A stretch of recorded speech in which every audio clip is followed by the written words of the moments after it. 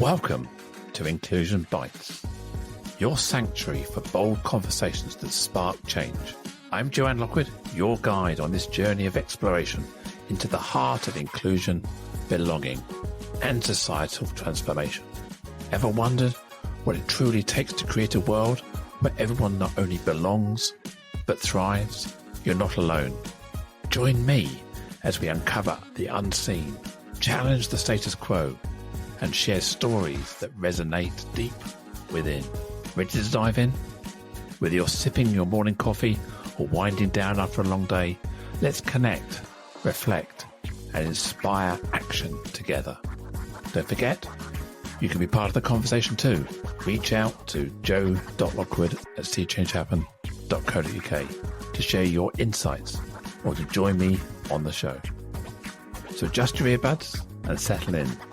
It's time to ignite the spark of inclusion with Inclusion Bites. And today is episode 183 with the title Authenticity over Assimilation. And I have the absolute honour and privilege to welcome Jenny Chen.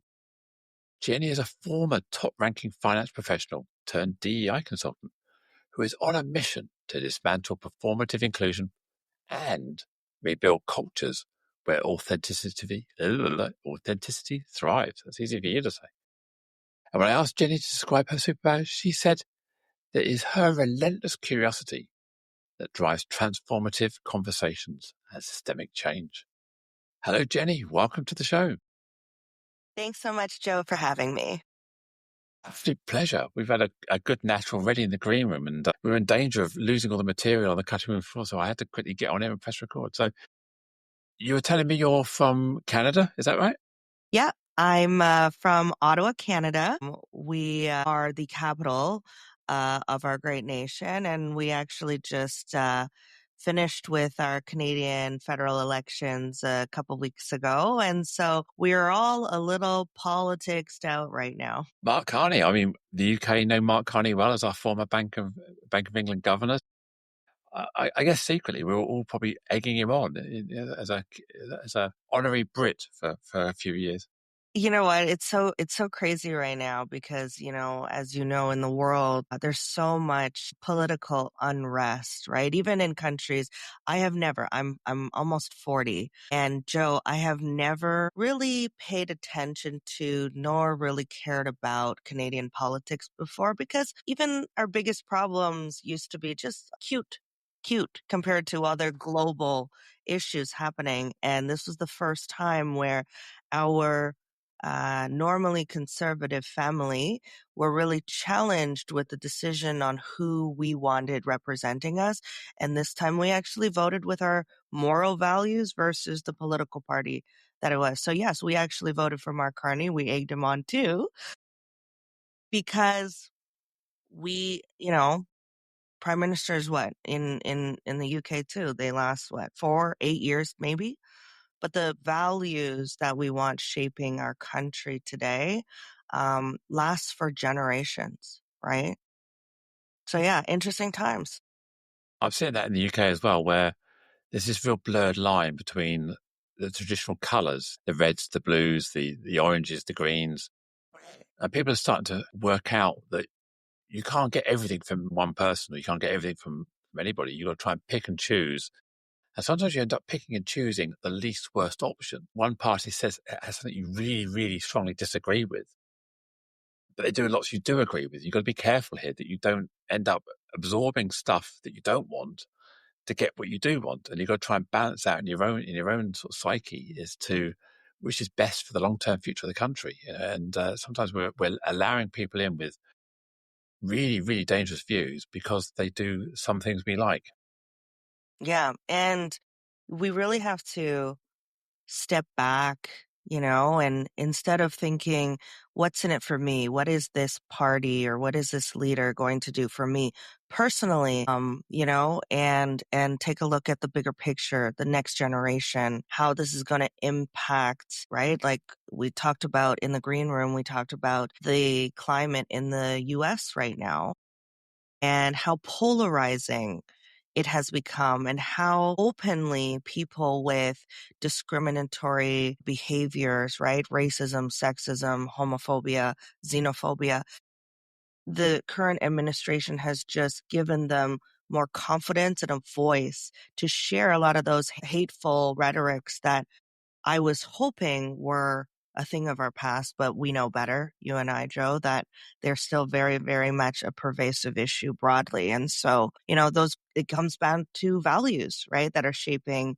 the next generation, not just our generation. Yeah, so true, so true. And I think, if anything, I think what the US is doing is it's giving a world model that you can either embrace or you can reject. So I think, if nothing else, that administration is everyone else is waking up and going, "Whoa, if we're not careful, we will slide into that ourselves. If we don't want that, now's our chance to do something about it, rather than sliding in and then once it's happened, it's too late." People are seeing that this can happen. This slide into authoritarianism is real. We experienced that this year Mm. up in the Canadian elections. Our Conservative Party leader here shared, they actually call him Maple Trump, and he shared a lot of the viewpoints. An example saying, racism doesn't exist unless we talk about racism. So everybody just stop talking about racism and it'll go away. And it's like, that doesn't really make sense, right? And as a racialized woman, as a Chinese Canadian immigrant, I came here in 1989 as a political refugee during the Tiananmen Square massacre.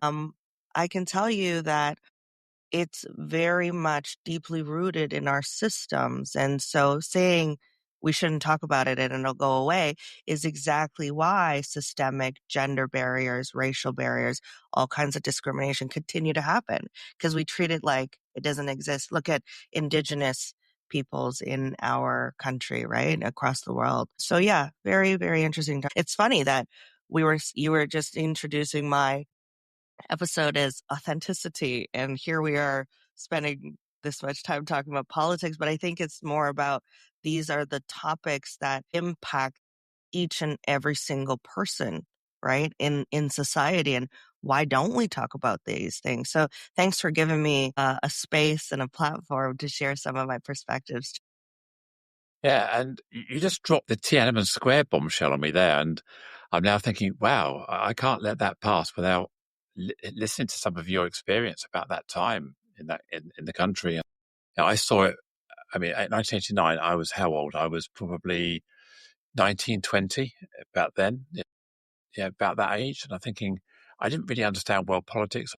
So we got the iconic image of the lone person confronting a tank and holding up the tanks in Tiananmen Square. That's the iconic world image of Tiananmen Square. You were there living it as a Chinese citizen. So what was going on in the country at that time, if you don't mind sharing? Yeah, so I was very young, I would say. So my experience is limited. I was in Changsha, Hunan. That's where I was born. It's actually Chairman Mao's hometown. So when you go back home, when I go back to visit, people see Chairman Mao as this icon, this hero, right? And I recall because I was in Canada at the time the Tiananmen Square massacre happened. My father was here on a scholarship pursuing his PhD in computer science. And my mom and I came, I was 3 years old at the time, Joe. We came to visit him in April 1989. And June is when the Tiananmen Square massacre happened. And the previous Prime Minister Trudeau, the senior Prime Minister Trudeau, granted all Chinese nationals landed immigrant or permanent resident status, right, here in Canada for asylum. And we were not able to go back home. My mom and dad left everything they knew, everyone they knew behind because we had to take up residence in Canada. And again, I was so young. I really am grateful for the opportunity to be here, but sometimes it gives you that perspective that others might not have if you're born in a country, right?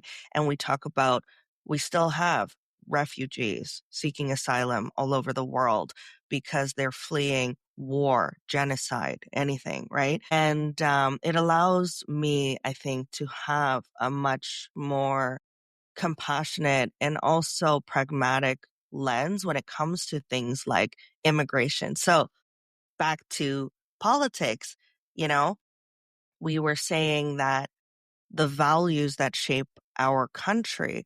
Well, if a leader or a party are against immigration or have a very negative rhetoric to immigration, I say that that deeply impacts the values that I have grown up with as a first generation immigrant. I've got no lived experience of that kind of scenario. You effectively went on holiday and never went home, Yeah, really. never went home. Your home, your possessions, your television, your clothes, or your toys as a young person, your friends, your school, suddenly gone. Yeah, you now have a new life, and I would imagine your command of English was almost non-existent at that age when you were just learning to speak anyway. But yeah, you had to learn a new language, and parents had to learn a new language, and you had to become part of the Canadian culture. That's a huge undertaking for any family. You know how I learned English, Joe? We shared a basement apartment in Kitchener-Waterloo. It's a very university town here, very small town. I watched Disney movies. So Alice in Wonderland, Little Mermaid, Cinderella were my first three Disney movies. And I watched, you'll laugh at this, a lot of old 80s, 90s action movies with Sylvester Stallone, Arnold Schwarzenegger. And because in China, they're so popular, right? That they have actually phonetically, Arnold Schwarzenegger, you can't translate that into Mandarin, but they phonetically have created names for all these movie stars. So that's all I knew when I was growing up. But yeah, it was wild. And realistically, a lot of the nuances from China we carried over with us, right? So in communist China, this is all I'm told from my parents because I don't remember, obviously. I was too young, but in communist China, right? Like we lived on rations. So monthly, the government would hand out rations of like this much cooking oil, this much rice. And I don't think anybody really understands during that time what that was like for a growing family with two parents and a child. Um, and then even my grandmother, to the day she passed away in 2017, she used to be a devout Buddhist and she prayed in her closet. And growing up watching that, I never understood that, right? Because here there's freedom of religion.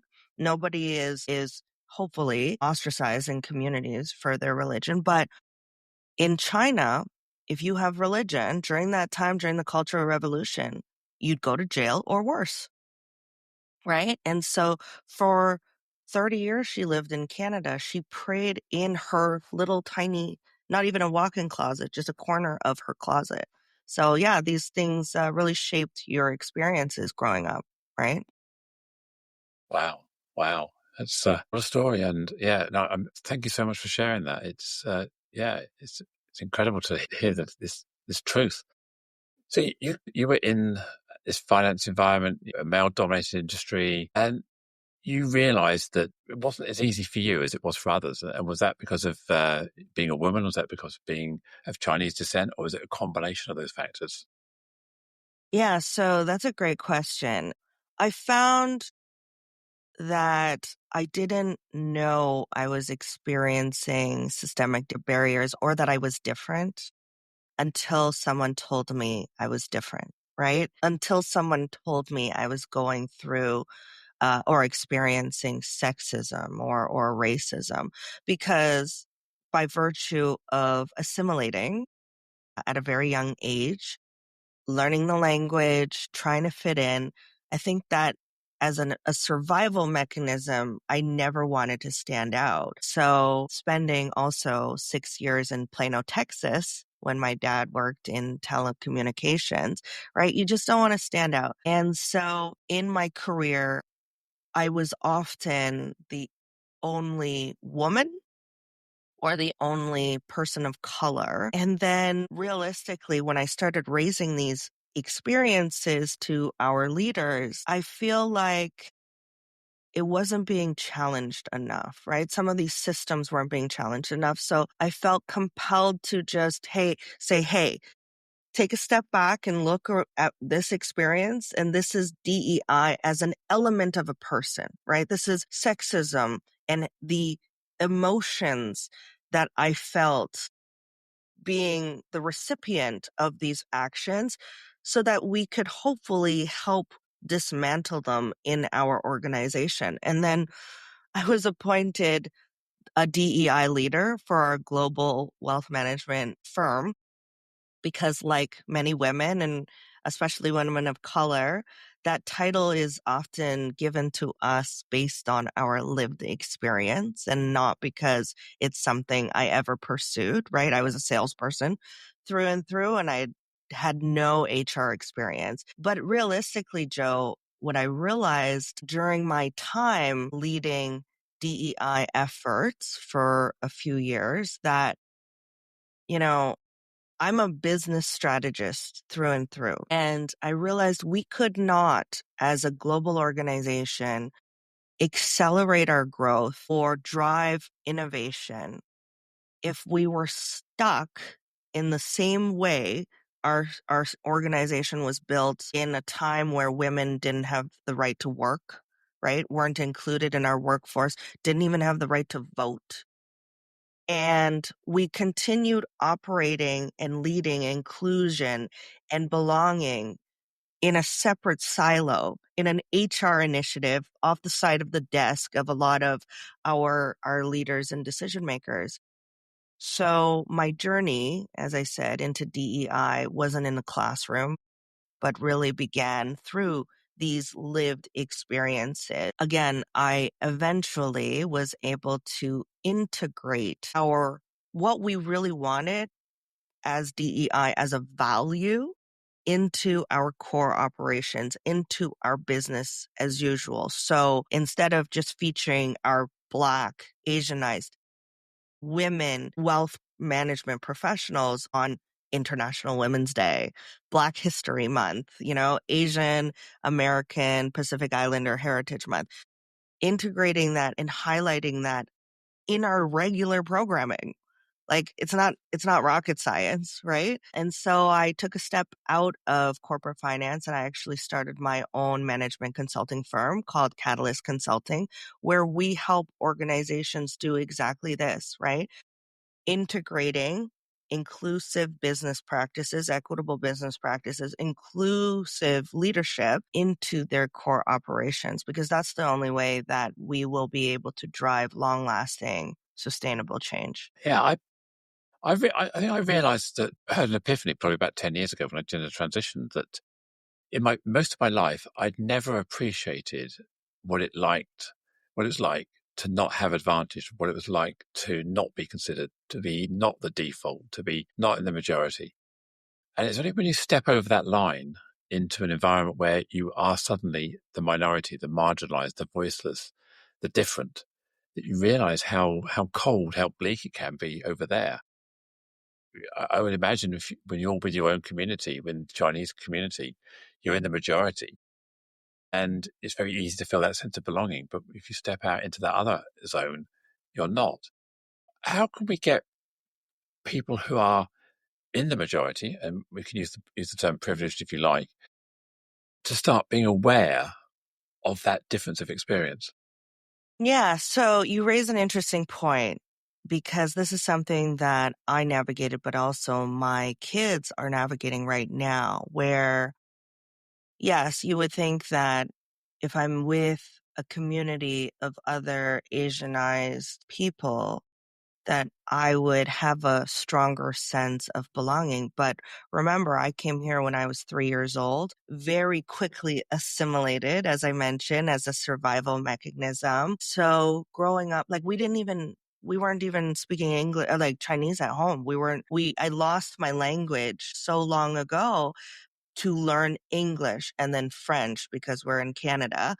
And those were the things we needed to do in order to, like my parents wanted, to fit in, to be successful here.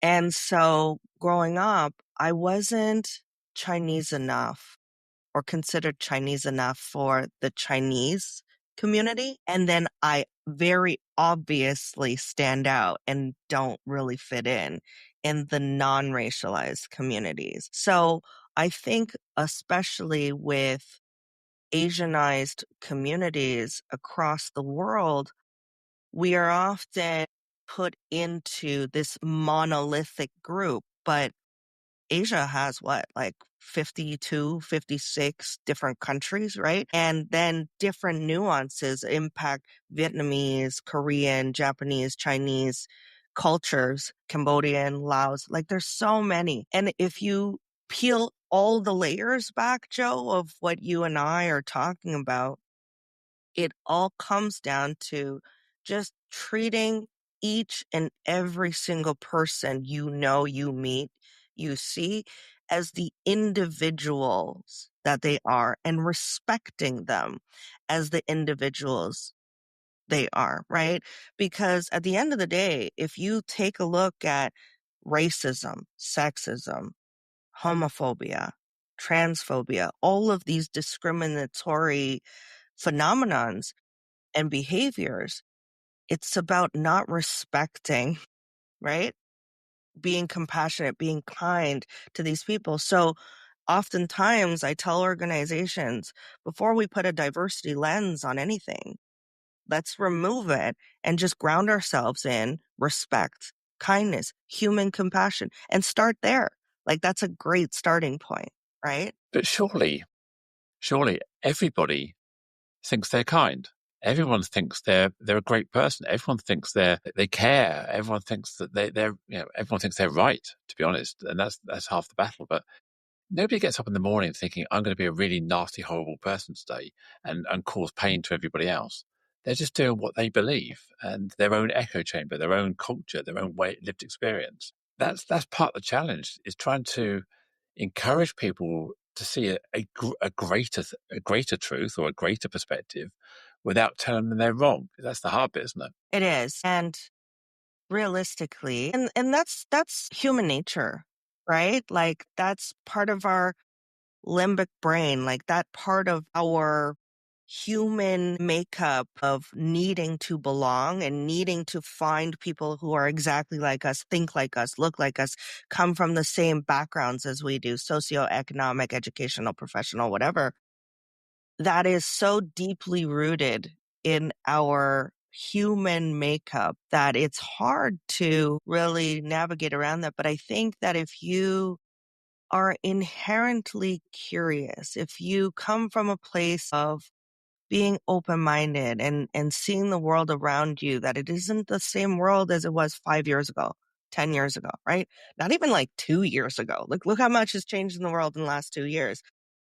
That if we do that and allow for different perspectives and different people in, I think that's a really hard but very necessary thing to do, because the only reason why we were talking about this in the green room, even you and I have had different perspectives, is by being open, being inherently curious and open to hearing different perspectives. I've learned so much from all people from all different walks of life. I've learned the most actually from my Caucasian male counterparts that have taught me everyone is just navigating systems that never included women, racialized communities, trans communities, and we're still navigating in those systems. We haven't evolved them.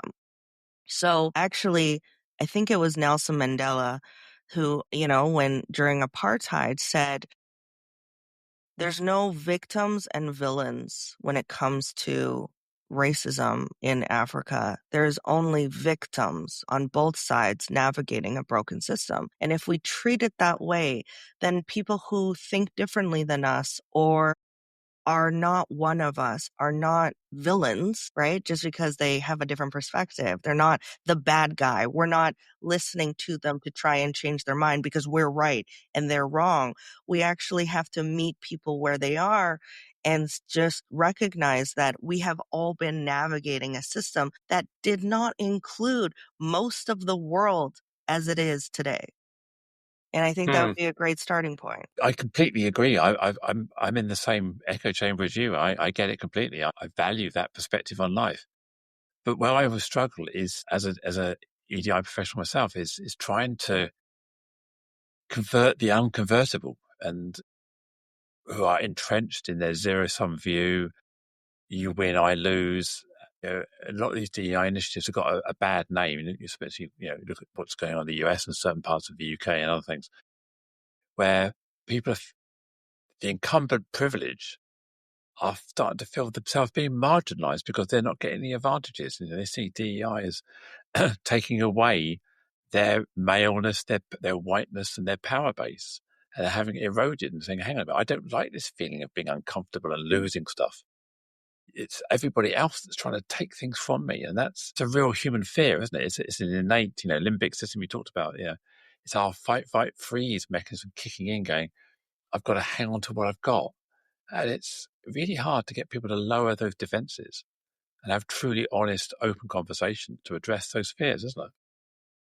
I think we have, in good intention, tried to overcorrect for historical imbalances across the globe, right? Because again, it's about time that we take a look around and see what's been missing, right? And what's holding people back. I think that in good intention, we have created this environment of zero sum game, meaning, as exactly as you said, by bringing other people in, we are leaving or pushing other people out. That's what that's the environment we've created. But we really need to take a step back and recognize that the reason why every time I say DEI, I put it in air quotes because every time we created these initiatives, committees, task forces in organizations, in society, in politics and government, it was to level out the playing field and give equal opportunity. What we didn't stress enough, and again, I'll go back to Nelson Mandela because I think he did an exceptional job in this. Like apartheid was such an incredibly horrific thing that happened in that country. It could have ended in bloodshed, but it didn't, right? Because he said, I am not for the oppression of Black people, but I also am not here for the oppression of white people. He always had to be explicitly clear that he was not against either side. And we have not done that. And I'll give you a very specific example, Joe, because my background is in corporate finance, right? Investment advisors, wealth managers, portfolio managers, what have you. Key sales roles are still across the board 15% women. 15% women today. That number has remained stagnant. We cannot, across the industry globally, seem to fix this problem because we continue saying things like women make better advisors than men. Women can emotionally connect with men better, right? And deal with women clients better. That's not true, right? That's not true. I don't know where that rhetoric came from, but all that told the 85% men in our industry was that women are better than this, than you, and we're coming for your jobs. That's not true. What we should have actually said was women make up 54% of the global population. They make up 50% now of our workforce, our labor force, of our talent. And so how can we, as an industry, be confident that we have the best talent out there to take care of clients and their wealth if we only have 15% of the 54% of the talent that's out there? Right? And so this is, again, if you remove the diversity lens and just say this is a gender equity problem because we need more women and now we've created this narrative that women are taking opportunities away from men.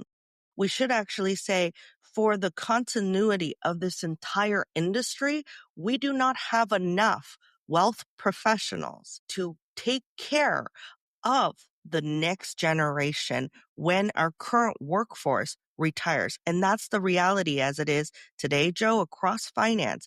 We actually don't have enough wealth professionals. We don't have enough doctors, engineers, right, across sectors to sustain the continuity of a lot of these sectors. So picking up on what you're saying there about some of the root cause of where we are today is that we, within our community groups, however we want to describe it, our affinity groups, we've almost overcompensated in order to give ourselves that sense of belonging and that sense of purpose, that sense of fighting back against oppression.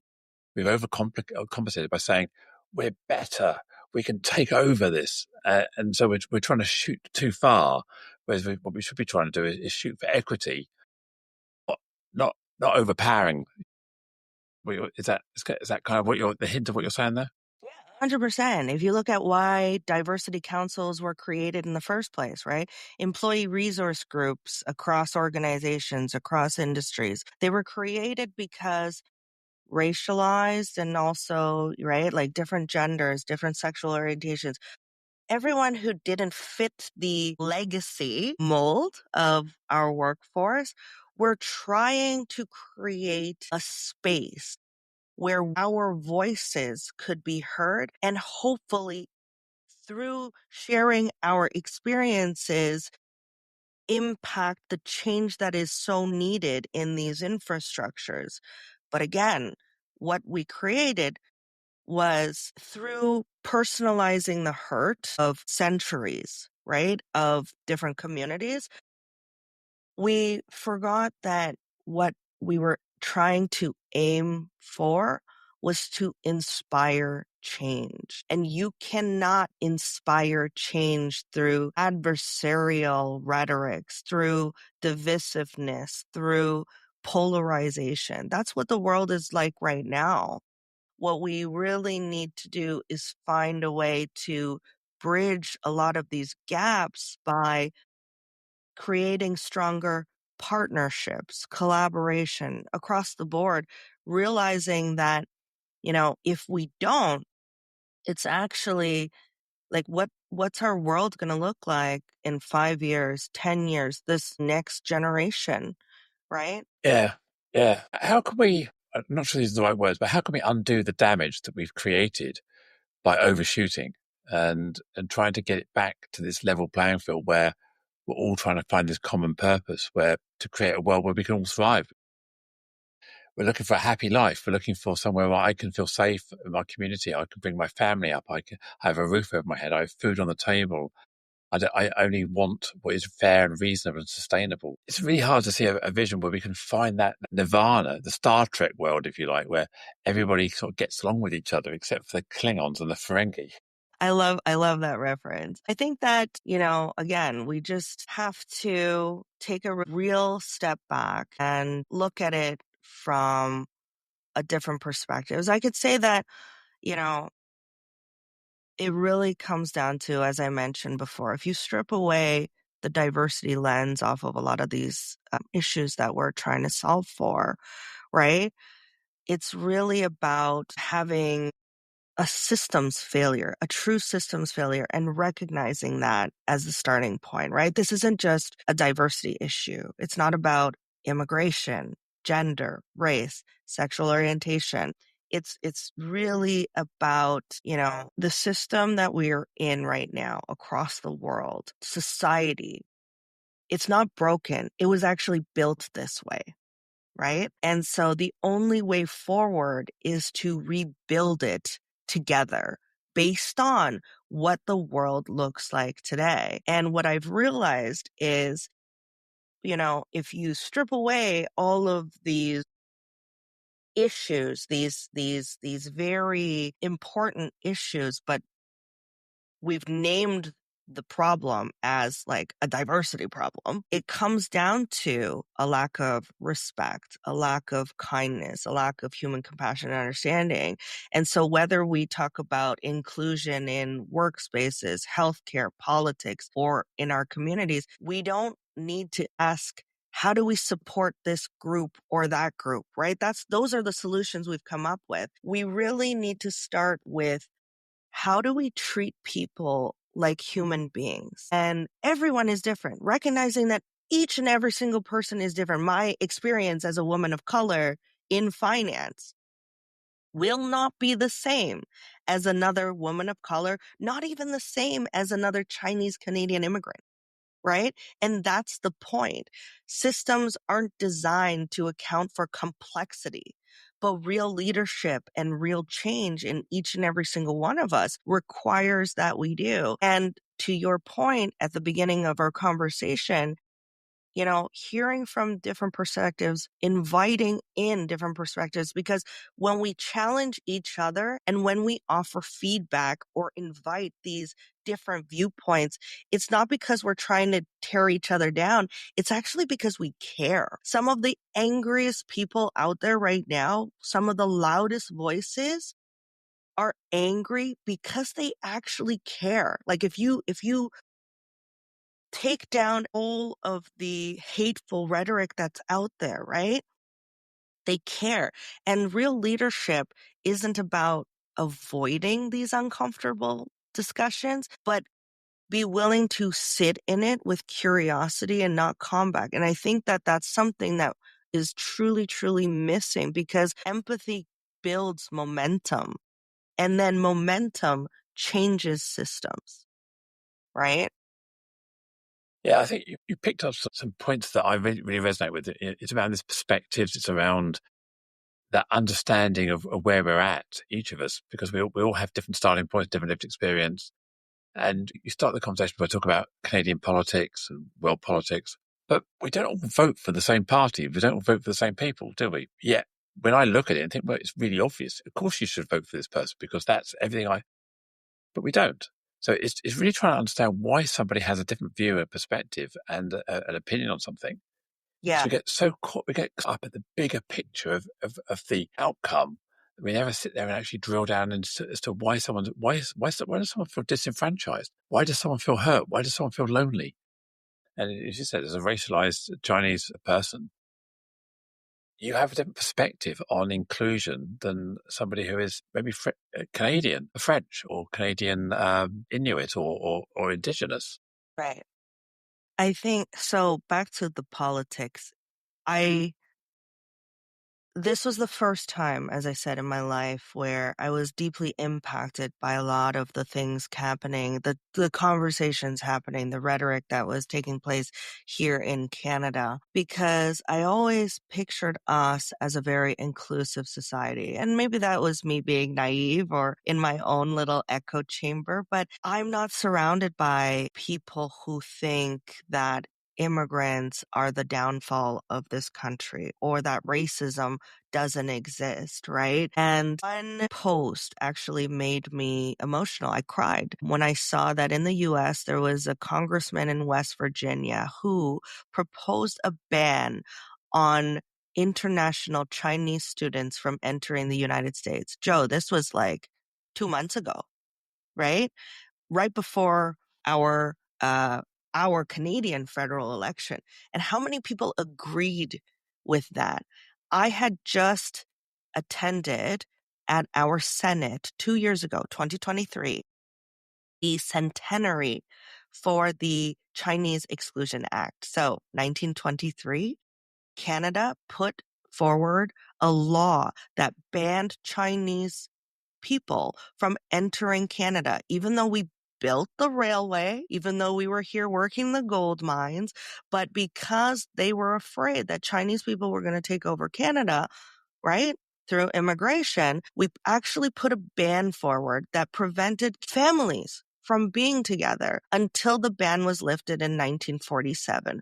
That was the worst period and not found in any history books. I didn't learn that until I attended this event. And I grew up in Canada. Not a single history book mentions that. And one thing I realized through this election, how many friends of mine voted with a party, for a party, who was, you know, against higher taxes, right? Better for businesses, right?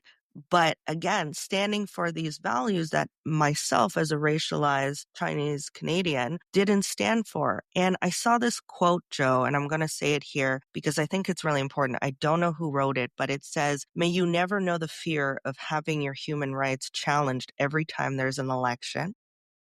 And may you never know the pain of watching loved ones vote against your right to exist fully, equally, and authentically." Because when and why do we politicize caring? When and why do we continue to politicize basic human rights, basic respect, basic understanding of people? Why is it that if you care about people of all different backgrounds, you are labeled this way politically?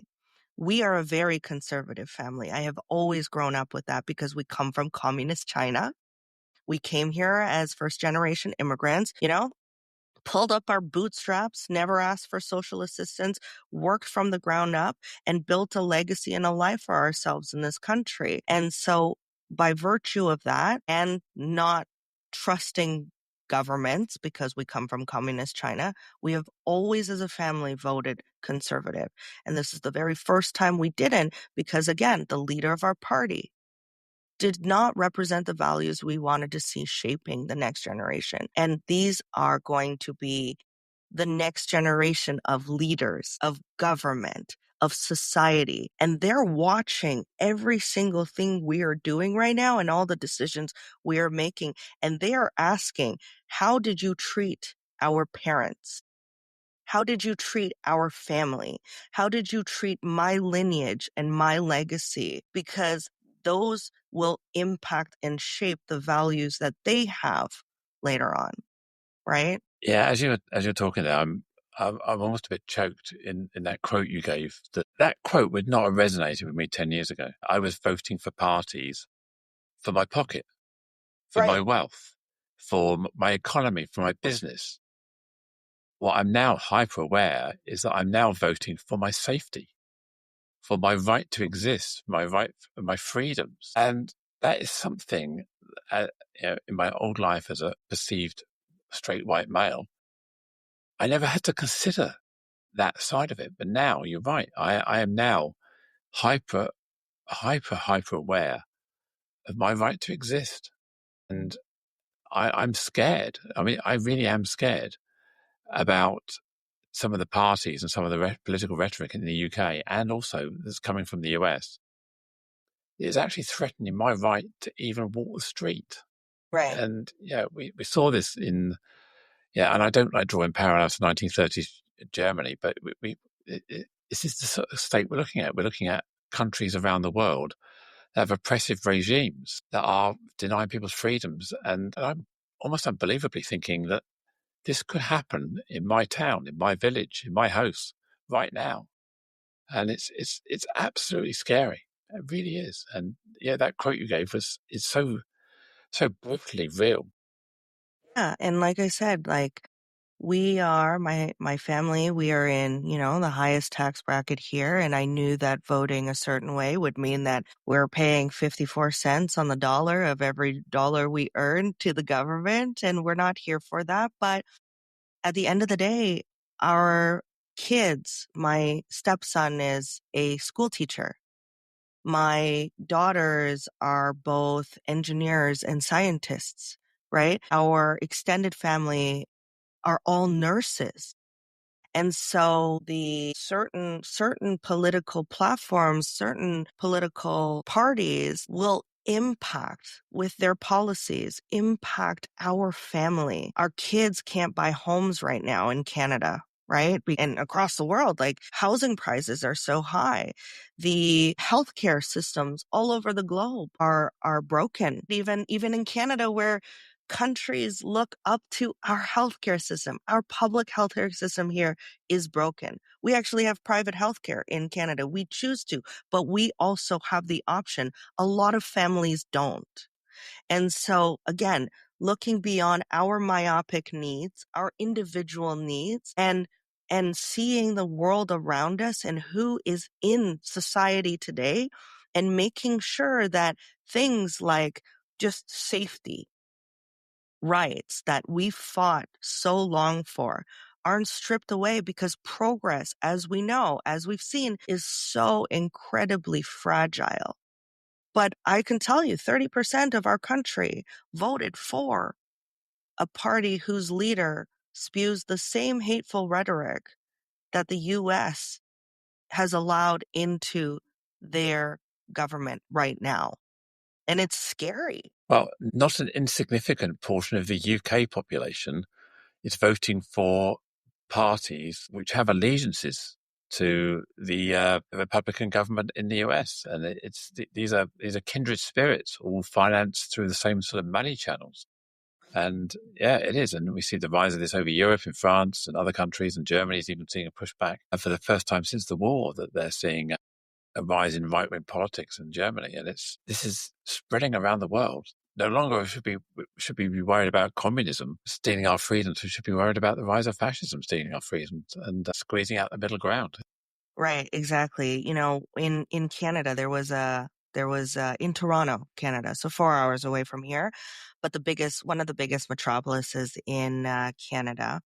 There was a protest yesterday where a group of masked men were protesting for mass deportation and anti-DEI here in Toronto, right? 2025, Joe. I never thought that that would happen. And they're actually chanting, Shiloh Hendricks did nothing wrong. Shiloh Hendricks in Massachusetts was a white woman who has a viral video of her spewing racial slurs at a Black autistic child in a park, right? She's calling him the N-word. She's berating him.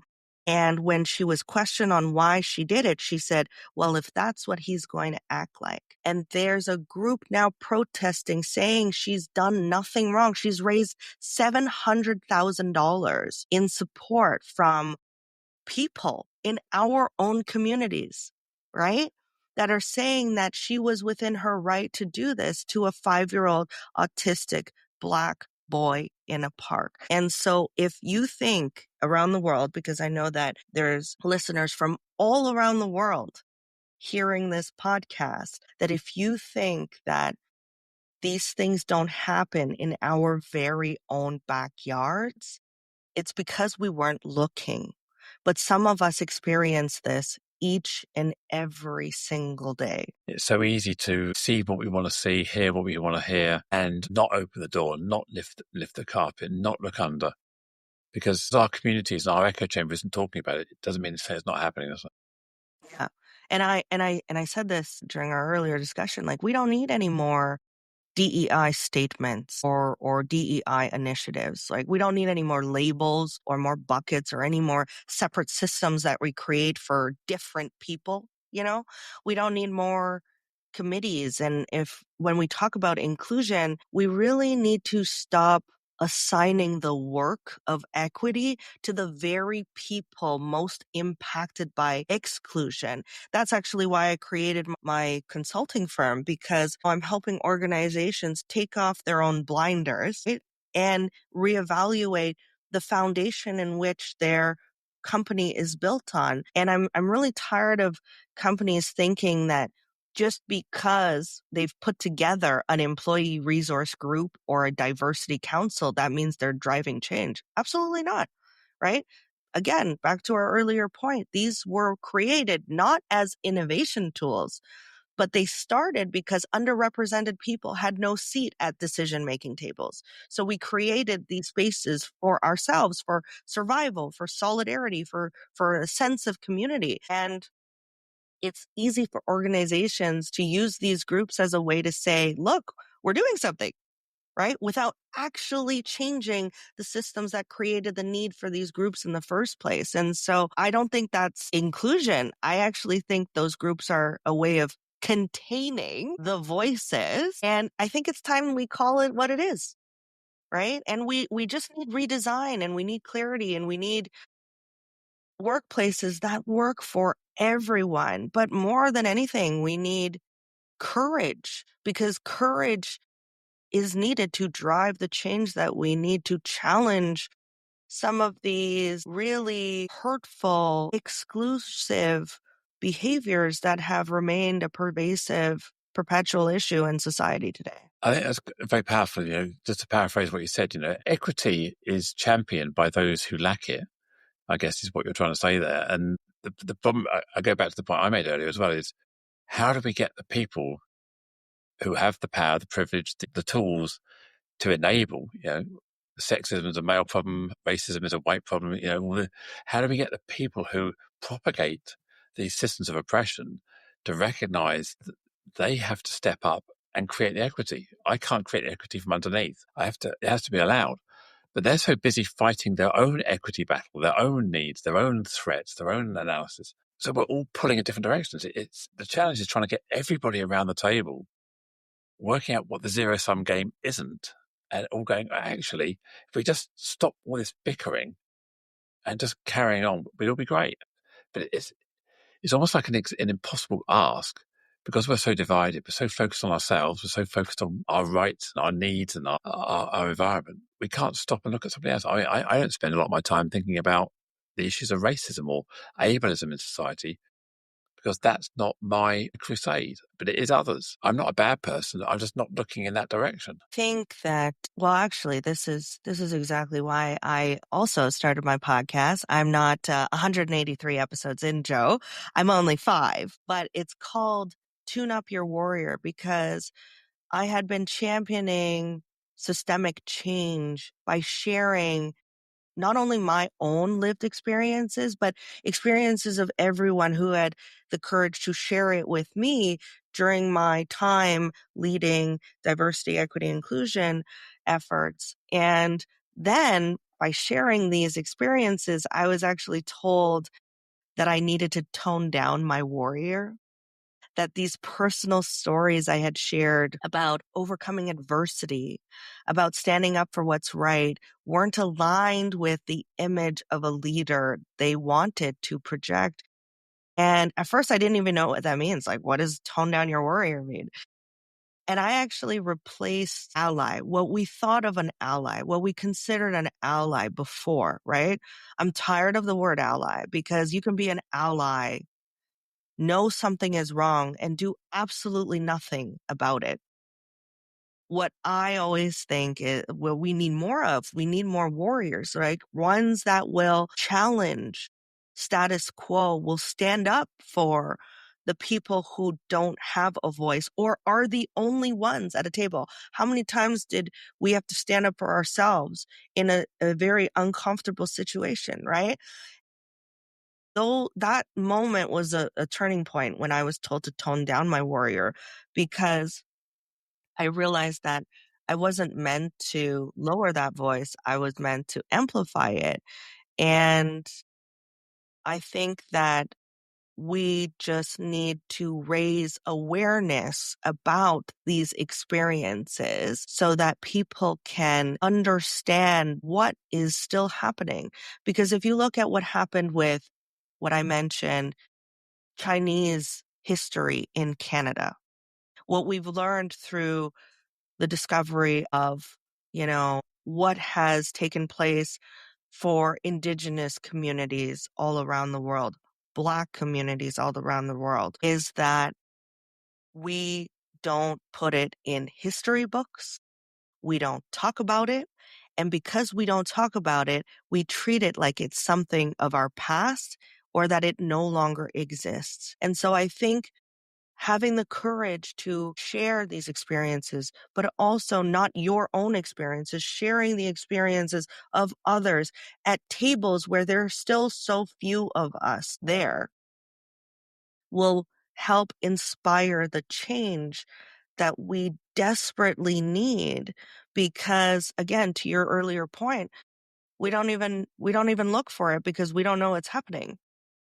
But once we learn about it, whether it's through people that are in our own circles, our networks, our workplaces, our neighbors that go through it, only then can we realize these are still very much challenges that we have to overcome here as a society. I think we'll leave it there if that's okay. I think that's a fascinating conversation. I think your insight and perspective have been absolutely mind-opening for me. And I hope if you're listening to this, that you'll also be challenged on your own perspectives on what Jenny's been saying. So, Jenny, how can people get hold of you if they want to connect with you and find out more about you?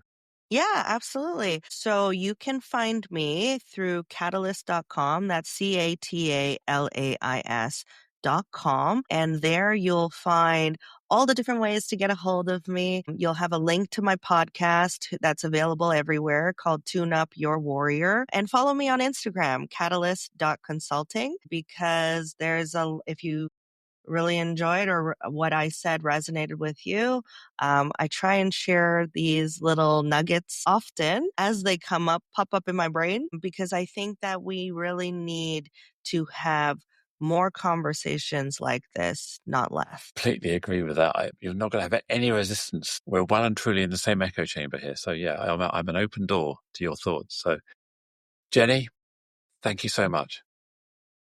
Thank you, Joe. As we bring this conversation to a close, I want to express my deepest gratitude to you, our listener, for lending your ear and heart to the cause of inclusion. If today's discussion struck a chord, consider subscribing to Inclusion Bites and become part of our ever-growing community, driving real change. Share this journey with friends, family, and colleagues. Let's amplify the voices that matter. Got thoughts, stories, or a vision to share? I'm all ears. Reach out to joe.lockwood@seechangehappen.co.uk and let's make your voice heard. Until next time, this is Joanne Lockwood, signing off with a promise to return with more enriching narratives that challenge, inspire, and unite us all. Here's to fostering a more inclusive world, one episode at a time. Catch you on the next bite.